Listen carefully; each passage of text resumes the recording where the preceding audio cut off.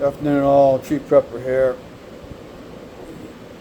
Didn't do a whole lot today other than because it's been more cloudy than not and then storming up until about now, which is 4:20 in the afternoon.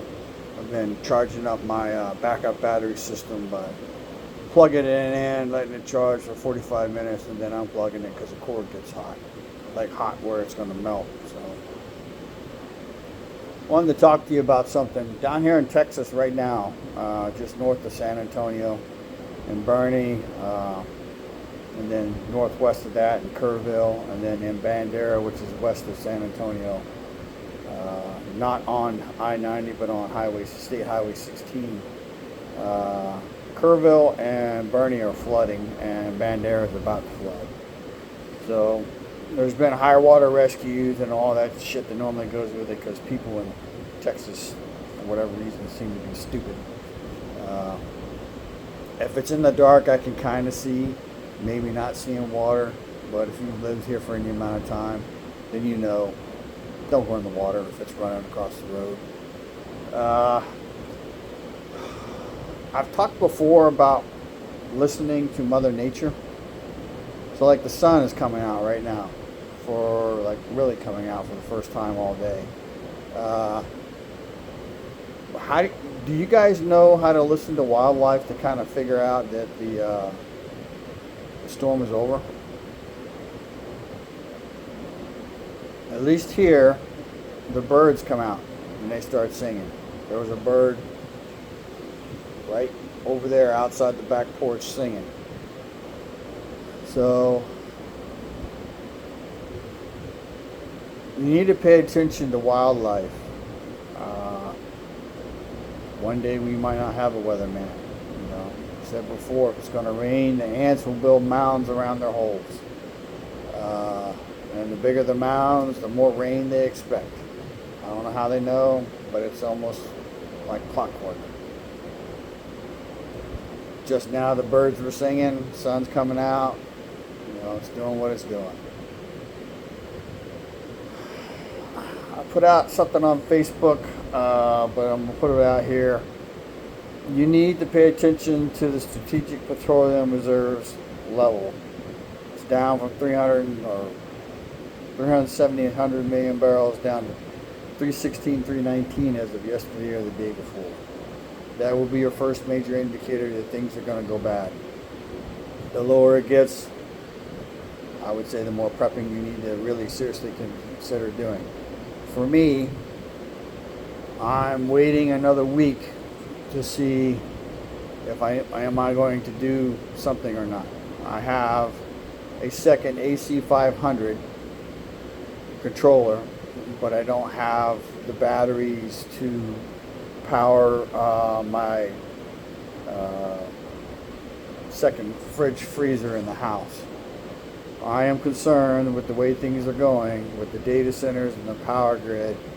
You know, the eastern portion of the U.S., basically east of Mississippi, is experiencing record heat.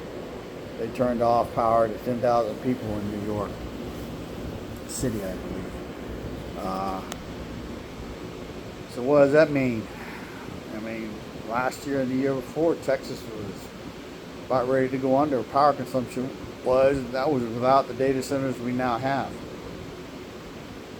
It's one thing that I would recommend you do, especially if you already have, dry goods and beans and macaronis and noodles and canned meats handled.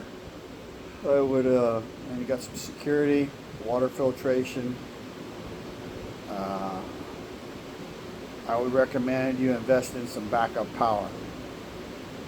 I said this before, the bigger the generator, the more fuel throughput you're going to go through. Some people are like, why does that matter? Well, if you're burning 6 gallons or 18 gallons every 36 hours, it's a lot of goddamn fuel.